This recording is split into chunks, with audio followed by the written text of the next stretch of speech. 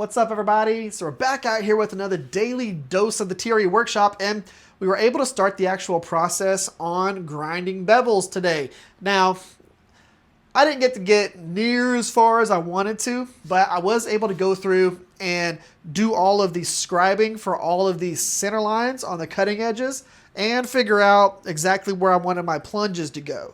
So whether I wanted them to be angled a little bit forward, straight up and down, how high I wanted my bevels to go to meet where my flats are. So this transition line right there, that transition line between the bevels and the flats, figuring out where those are going to be on all the different knives that I'm working on.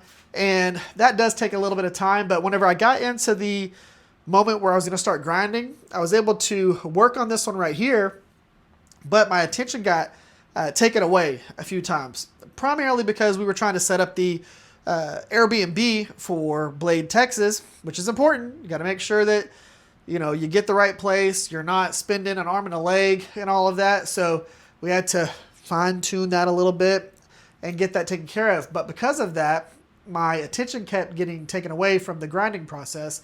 And if I'm working on one blade, it's not that big a deal because I wasn't trying to replicate this on several other knives.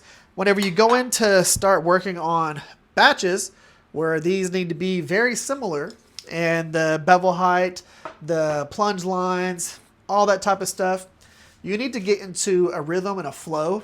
And if your attention keeps getting taken away from that process and you can't get into the right flow to keep everything symmetrical and even, then you need to stop and work on them later. Whenever these blades get put on our table, especially a show like Blade Show where a lot of people looking at your knives, you need to have the things that are supposed to be uniform be uniform. And if it takes you a little bit longer to be able to do them, to make them as good as they need to be, then take the time and do that. Don't be afraid to step away from your grinder and put things on hold for a minute.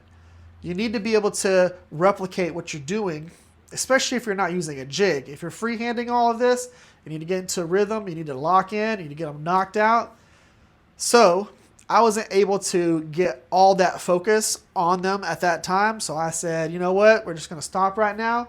Not going to mess with them. I'll go ahead and start them with tomorrow and go from there. So that's what I'm going to do.